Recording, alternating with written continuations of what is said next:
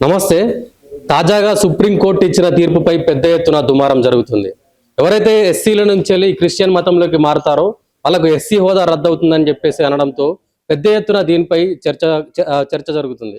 ఈ నేపథ్యంలో మొన్న రీసెంట్గా ఎంఆర్పిఎస్ అధ్యక్షులు మందకృష్ణ మాదిగ గారు మీటింగ్ పెట్టి రాముడు మావారే, కుల వివక్షపై పోరాటం చేయాలంటూ కొన్ని సంచలన వ్యాఖ్యలు చేశారు. ఈ నేపథ్యంలో మనతో మాట్లాడడానికి ఎంఆర్పిఎస్ తెలంగాణ రాష్ట్ర అధ్యక్షులు వంగపల్లి శ్రీనివాస్ మాదిగ గారు ఉన్నారు. మాట్లాడదాం ఒకసారి. అన్న, ఎట్లా చూస్తారు ఎంఆర్పిఎస్ అధ్యక్షులు మందకృష్ణ మాదిగ గారు చేసిన వ్యాఖ్యల పట్ల? మందకృష్ణ మాదిగ అన్న మాట్లాడినవి కొన్ని వాస్తవాలే ఉన్నాయి. కాకపోతే మాటలు ఓ తీరు ఉంటాయి, అన్నది చేతలు ఓ తారు ఉంటాయి. మాటలు చెప్పినంత మాత్రంలో పని విధానంలో అది ఉండదనేది కూడా మేము స్పష్టం చేస్తున్నాం. ఇప్పుడు మందకృష్ణ అన్నకు మాకు పంచేది కాదు. మేము మందకృష్ణ అంటే ఎప్పుడైనా మాకు గౌరవం ఉంటుంది, అభిమానమే ఉంటుంది. సిద్ధాంత పరంగా మేము ఆయనను వ్యతిరేకిస్తాం తప్ప ఎస్సీగా మేము గౌరవిస్తాం.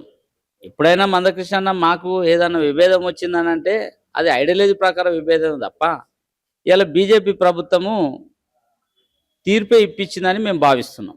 ఎందుకంటే పోయిన నెల 24 తారీఖు నాడు ఏదైతే సుప్రీంకోర్టు తీర్పు ఇచ్చిందో, నువ్వు బీజేపీ ప్రభుత్వం ఎండగట్టాలి కదా. ఈయన ఎస్సీ వర్గీకరణ విషయంలో బీజేపీ ప్రభుత్వము మాకు సాయం చేసింది, మాకు అనుకూలంగా తీర్పు ఇప్పించింది మోడీ అనేది చెప్పడం జరిగింది. అక్కడక్కడ కూడా మాట్లాడడం జరిగింది. మాట్లాడమే కాదు, మోడీని కావలించుకొని వర్గీకరణ మోడీ చేస్తున్నాడు, అందుకే నేను బీజేపీ ప్రభుత్వం ఓటేస్తానని చెప్పమనడం జరిగింది. అంటే తీర్పులు ఇచ్చే కాడ సుప్రీంకోర్టుకు ఈ కేంద్ర ప్రభుత్వము ఒత్తిడి తెస్తుంది అనేది ఎస్సీ వర్గీకరణ ద్వారా రుజువైంది. ఈయన చెప్పింది, మనం చెప్పుడు కాదు. మరి అట్లాంటప్పుడు ఈ తీర్పు కూడా ఇప్పించిన దాంట్లో కీలకంగా బీజేపీ ప్రభుత్వం ఉన్నదనేది తెలుసు కదా మందకృష్ణ. దాన్ని అంతా డైవర్ట్ చేసి ఈయన ఇప్పుడు ఏ పార్టీతో ఉన్నాడు మందకృష్ణ అన్న? బీజేపీ పార్టీతో ఉన్నాడు. అది అందరూ తెలిసిన విషయమే, అవునా కదా? మరి బీజేపీ పార్టీ ఉన్న రాముని గురించి మొత్తం చరిత్ర చెప్పిండు. మరి ఇన్ని రోజులు స్వతంత్రం వచ్చి 70 సంవత్సరాలు వచ్చినా నువ్వు దండోర ఉద్యమం 30 సంవత్సరాలలో కూడా మనల్ని అంటరానిగా చదువుకు దూరం చేసింది ఎవరు? ఆర్ఎస్ఎస్, బీజేపీ అన్నట్టే కదా, అవునా కదా? మనం బల్లలకు రానియనిది ఎవరు? గుళ్ళలకు రానియంది ఎవరు? మనల్ని రాముడి గుడిలోకి దళితులను రానిచ్చిర్రా? కృష్ణ భగవాన్ గుడిలోకి ఎస్సీలను రానిచ్చిర్రా? ఇన్ని రోజులు ఎందుకు మాట్లాడలే? అంటే ఇప్పుడు నువ్వు బీజేపీకి అంటే ఇటు వ్యతిరేకం అనుకుంటేనే రేపు ఇదంతా పోయి మళ్ళీ బీజేపీకి దగ్గర చేయనీకే కల్పనకే ఈయన ప్రయత్నం చేస్తున్నాడు తప్ప కృష్ణమాదిగా మాట్లాడి నిజంగా కూడా ఇందులో గురించి మాట్లాడింది కదా కృష్ణ అన్న. రేపు పొద్దున పోయి ఆంజనేయ స్వామి మా గిరిజ ఆదివాసి బిడ్డ అన్నాడు. నిజంగా కృష్ణ అన్న రేపు పొద్దున పోయి మన జగిత్యాల అది కొండగట్టు దగ్గరికి పోయి ఆంజనేయ గుడి పోయి దర్శనం చేసుకొని ఫ్యామిలీ తోటి పోతాడా అంటారా? రాముడు మావాడే అంటున్నాడు, హనుమంతుడు మావాడే అంటున్నాడు, జాంబవంతుడు మావాడే అంటున్నాడు, మా కృష్ణుడు మా బావే అని చెప్తుండు. బావ గుళ్ళకి రేపు పోయి దర్శనం చేసుకొని ఫ్యామిలీ తోటి ఈయన ఒక్కడు పోతే కాదు, ఆ అక్కను పక్క సవాలు విరుస్తున్నా. రేపు పొద్దున కృష్ణ అన్నను ఫ్యామిలీ తోటి అక్కను వాళ్ళ 2 కొడుకులను అల్లుని తీసుకొని గుడికి పొమ్మను. కృష్ణ చెప్పిన మేము నమ్ముతాం. ఆంజనేయుని గుడికి పొమ్మను, ఫస్ట్ రాముని గుడికి పొమ్మను, కృష్ణ భగవాన్ గుడికి పోయి బొట్టు ఆ ఫ్యామిలీ తోటి పెట్టి పొమ్మను. పోలేడేమో, నేను సవాలు విసురుతున్నా. పొమ్మను కృష్ణ నన్ను పోలేడు. మాటలో తీరుంటాయి, చేతలో తీరుంటాయి. అవునా? ఇప్పటికి బీజేపీకి వత్తాసు వలుకుతున్నారా? 100% బీజేపీకి వత్తాసు పక్క 100% బీజేపీ కనుసందులలో ఈ తీర్పు వచ్చిందని మేము భావిస్తున్నాం.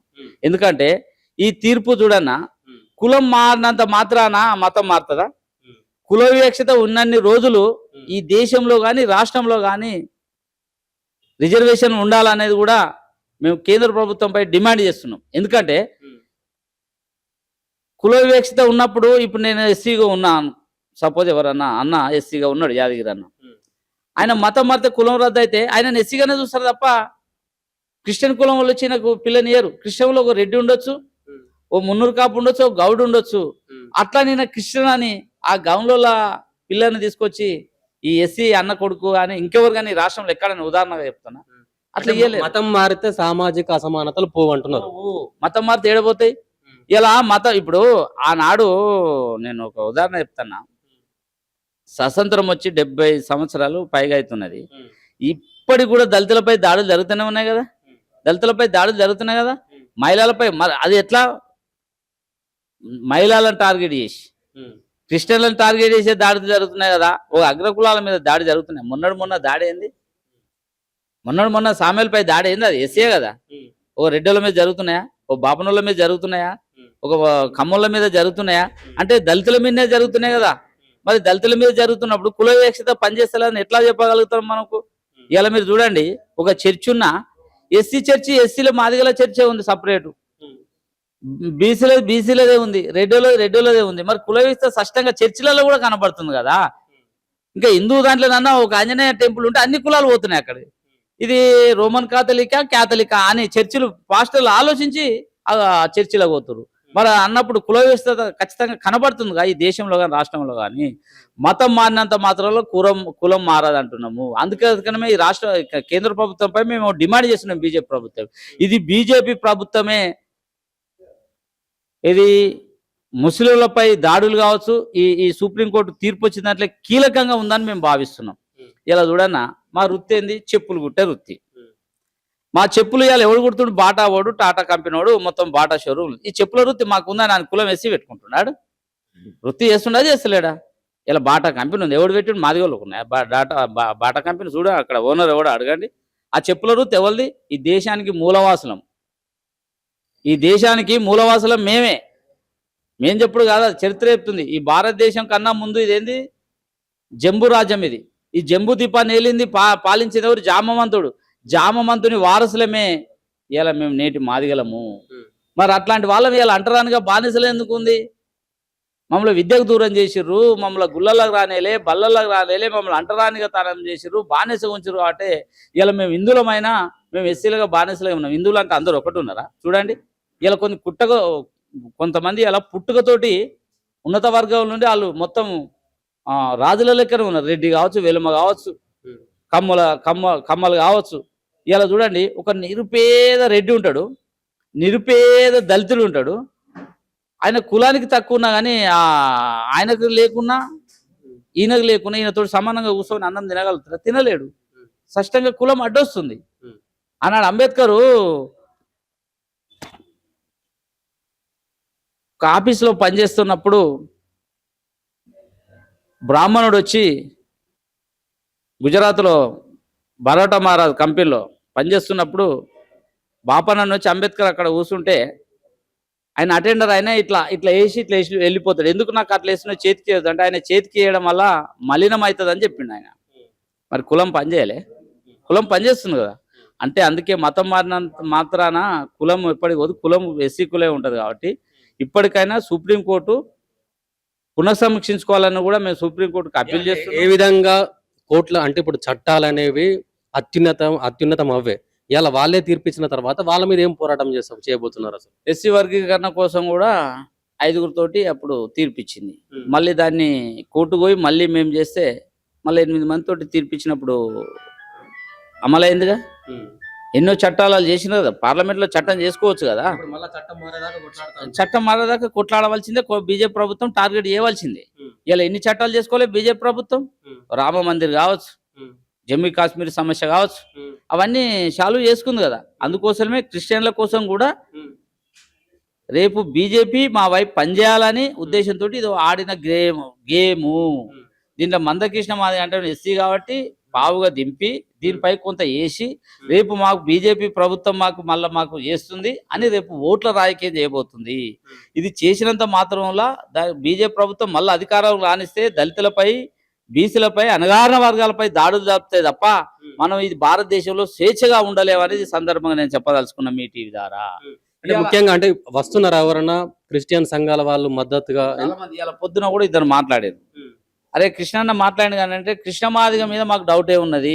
ఈయన ఇప్పటి వరకు కూడా బీజేపీ ప్రభుత్వంతోటే ఉందా? ఈ కాజునంతా ముంగటేసి ఈ విషయాన్ని అంతా మళ్ళీ టేకప్ చేసినట్టు చేసి మళ్ళీ బీజేపీ ప్రభుత్వం రేపు మళ్ళా ఏదైతే జమిలీ ఎన్నికలు వస్తున్నాయో దీనిపై ఒక మూమెంట్ తీసుకొని వచ్చి మళ్ళీ దీన్ని ఏదో పార్లమెంట్లో దీన్ని సవరణ చేస్తే రేపు క్రిస్టియన్ ఓట్లు కూడా మా వైపు రానికి ప్రయత్నం చేసే గేమ్.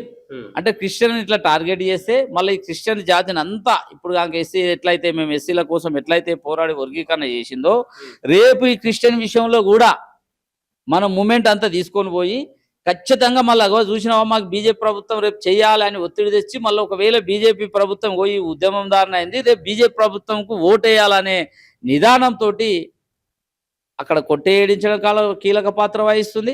ఇక్కడ మళ్ళీ మందకిషన్ పావులాగా వాడుకున్న దాంట్లో కూడా బీజేపీ ప్రభుత్వం ముందు వరుసలో ఉంటుంది. వాళ్ళకు ఒక విజన్ ఉంటుంది. మనలే కాకుండా ఆర్ఎస్ఎస్ వాళ్ళు కడుగట్టిన మనువాదులు, కరడుగట్టిన జై శ్రీరామ్ ఉంటారు. సో ఈ భారతదేశంలో నేను చెప్తున్నానా అన్ని కులాలు ఉండొచ్చు.